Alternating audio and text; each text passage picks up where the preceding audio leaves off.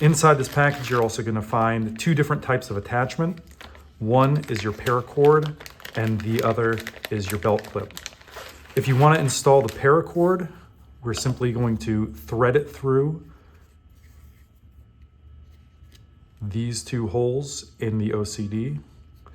And then we're going to want to attach our pop connector. The pop connector consists of these two small parts. They go together. You don't want to attach those until you have them already installed because they're really difficult to get apart. So I'm going to start with one, and from the outside, push your paracord through.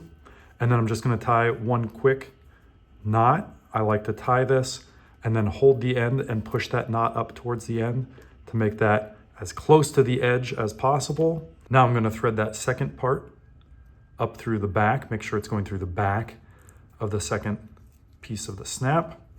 Simply tie another knot here. Now that I've got that knot tied, I can pull the second part over and this will snap together just like that. If it doesn't snap together easily, just press it together, pop it apart, do that a couple of times and it will open up that snap and then it will work just fine.